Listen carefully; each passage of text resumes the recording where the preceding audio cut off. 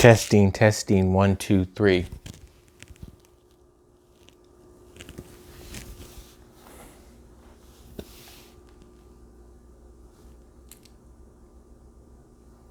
Hi, welcome back to my channel.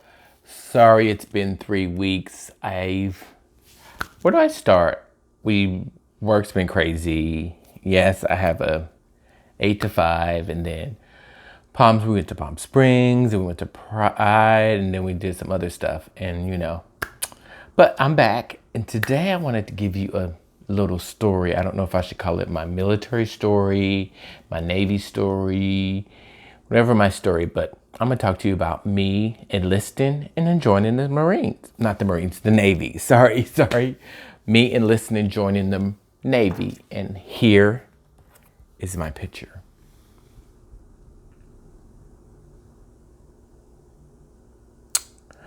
I was a postal clerk, 3rd class. I was stationed on the San Diego here. That's why I ended up staying here. I was stationed at the ship USS Merle DD-976. And I was in the military from like 94 to 97. And then I did like a 1.5 years reserves. I couldn't do the reserves because it was like every summer and it was all the weekends. It was just like, it's like you work a whole week and then you go back to work for 2 days and you go back to work. You're just like, oh, I'm tired. So I got out. But I liked it. I had a good time. Some days I miss it. I was like, wow, what happened if I would have stayed in? But that's where I was. I was stationed in San Diego, so I stayed here. But let me give you a little more backstory. So when I was in school, I went to school at WKU, Western Kentucky University in Bowling Green, and I was studying to be a teacher with an emphasis in history. And I started school early, like summer school, to get some other courses when I started my freshman year. And then during all my sophomore and junior years, I was always in summer school because I didn't want to do a 5-year track. Because when I was in college from 90 to 94, they were saying it's going to be almost 5 years if you don't pick your major like immediately and then go into it. So I switched my major. I wanted to be a psychologist. Then I wanted to be a dancer. And then I wanted to do other stuff. And I was like, oh, I shouldn't do that. But I did. I think I have a picture for me in school. I'm trying to find it.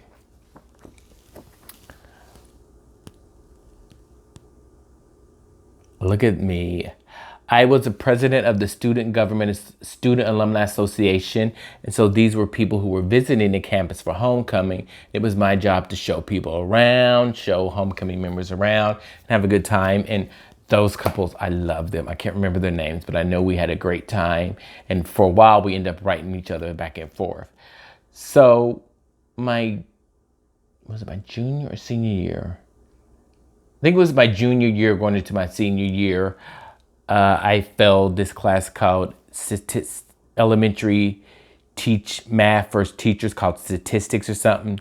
And I failed it in my spring year. I failed it. And so I knew I had to go back to summer school. And I was like, I just didn't want to go to summer for my end of my junior year. I was like, I do not want to go to summer school for my junior year. But unfortunately I did. And the class was still hard. And while I was taking the class, I was working at my job. One point I had a job at the Black Student Alliance. I did that. Then I had an RA job. And then I had the post office job. I worked for the post office. I was delivering the mail to the campus. And so I did that. And then I hung around there were some guys I hung around with during that time while we were in school going to the post. I was working at the post office. These gentlemen. Oh, come on. It's giving.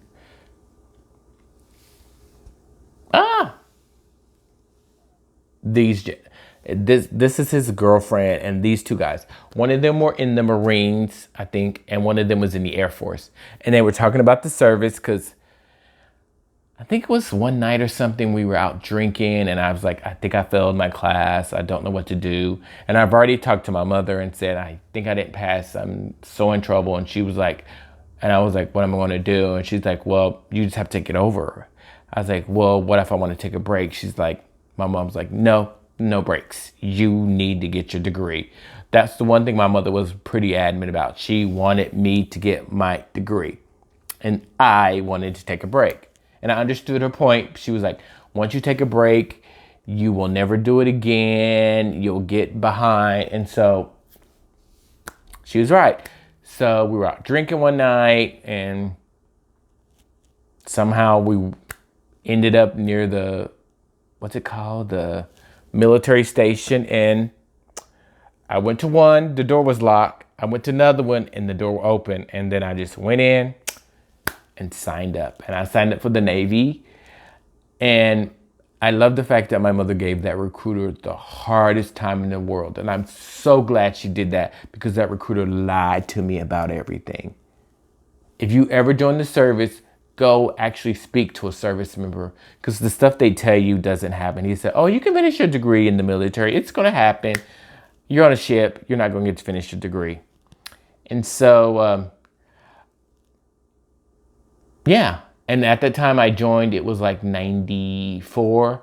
I joined and they were still had Don't Ask, Don't Tell. Because I remember in my MEP station, I saw that there was this question mark and it was black dart. And everybody's like, what's this question? And the lady, whatever the person was there, was like, don't answer that. Don't ask that question. And so we kind of just moved over it. It was a mute point. And so we moved over that question. And then I was like, okay.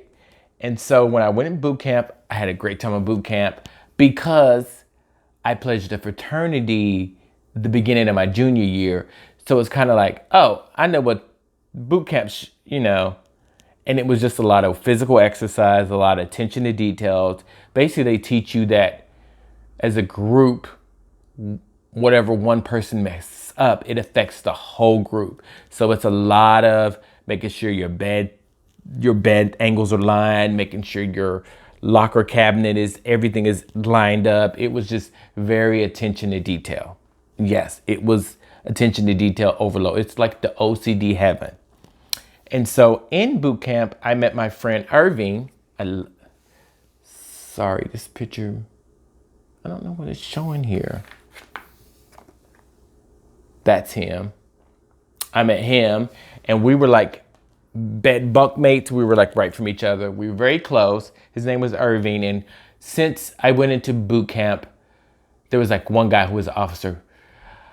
I kind of loved boot camp. I kind of did good. The only thing was it was tired.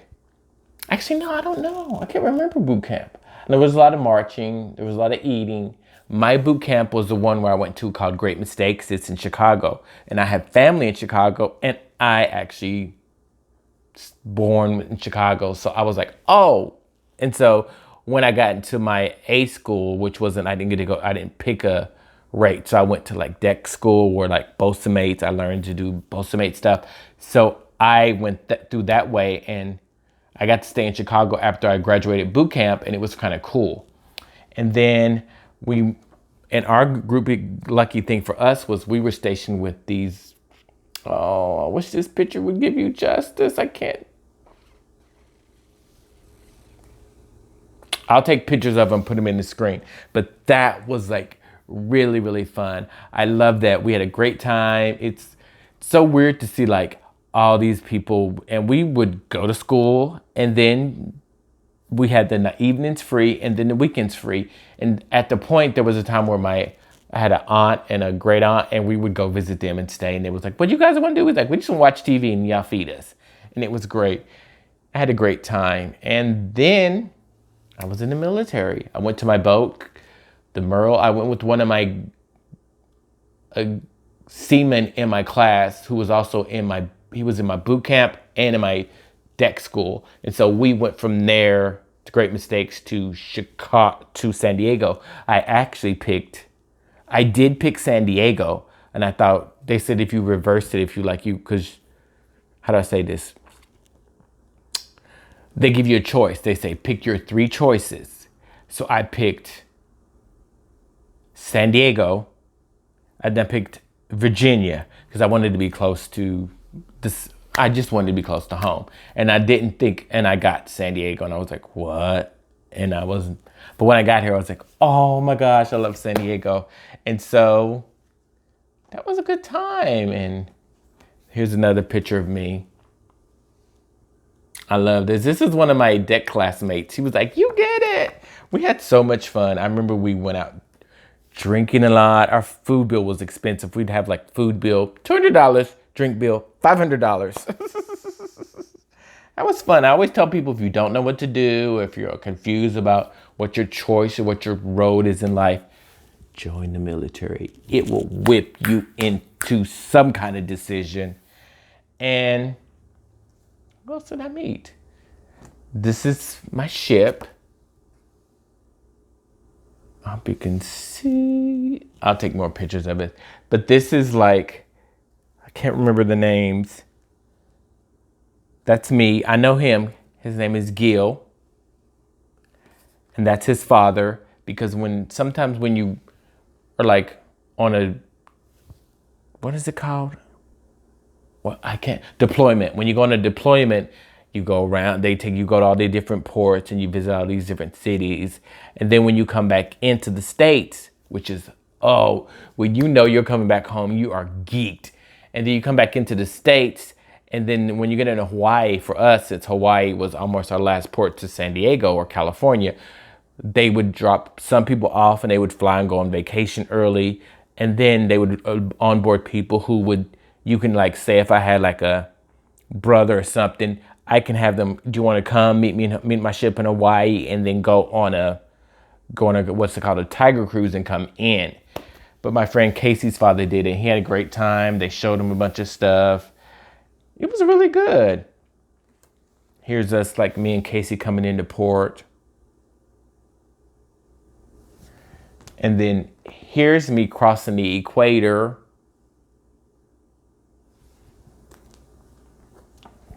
Here's me as a shellback. I crossing the line ceremony, September 18, 1995. When every ship has a point where they cross the equator, and if you cross the equator, then they have a ceremony what's called shellbacks, and I was a slimy wog. And I was talking crap on the ship, and everybody's like, you're gonna get it, you're gonna get it. Great fun, great time. I look back on my military experience now, I was like, wow, that was really good. I was really proud of myself. That's like the biggest accomplishment I think I ever did in my life is join the military and get out. And so I feel so honored to be a veteran, and I just feel proud to do it. It makes you be proud to know that I would give my life for my country, and it was just a proud moment. And when you do the flag, raise the flag and lower the flag, it was just all the pomp and circumstances was just great. It was good. I had a good time. But my job was a lot of work. And here is me in Bahrain. I was stationed in Bahrain for a few months doing just postal duty. So I was on land while everybody else on my ship was out at sea, and they were not thrilled about that because I was staying in a hotel, doing my job. It was really cool. It was really good times. I loved the friends I made. I still have one from today. I've had one call me. I had a real great group of friends I knew on the ship. I knew people from my department, and then I knew people from my new department. And then we all it was a great time. I learned to play dominoes. I mean, if anyone is lost and they need to discover themselves and you want to see part of the world you might never see again, join the military. But I'm happy to say I'm honored and proud to be a veteran, and I'm so glad I did that for myself. I know at the time I wish I got my degree and maybe went in, but at that time I was just needed a break from school. I did get my degree later in life. Don't know. But I'm proud to say I'm a veteran, and I'm proud to say I served my country, and I'm proud to say go full speed ahead, because anchors away, my boys, anchors away. Yeah, it was like there's this guy at work was part of the military, and we sing the marching songs, and everybody's like, it's just, there's a bond when you know someone was in your branch of the military. You're like, well, you were Navy? What ship are you on? You talk that. And I started out as a undesignated, and then I worked in the boatswain's department for maybe a few months. And then when I decided, hey, I want to go be a PC, they said, okay, I went to be a PC. And the weird thing is, I may have worked in the post office a few times. Other times I did different jobs. I was in charge of different spaces, and so I had to manage and upkeep those spaces, and I was in charge of the maintenance of equipment in those spaces. So I did a lot of the work, and then when I was getting out, I was even in part of the flight deck crew.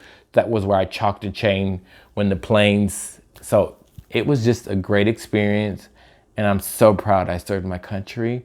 And thank you for watching this video, and just have comments below if you joined the service, and if you did, thanks for being a veteran. Thank you for your service. And that's my video. And I just want to let you know, sorry for the delay. I have other videos coming. I'm going to do the boyfriend tag. I'm going to have some videos with my friends, try to introduce you to my friends, because they're really important to me. They're really my special family, and I just like to include them. And so have a good day. Be good out there and stay cool.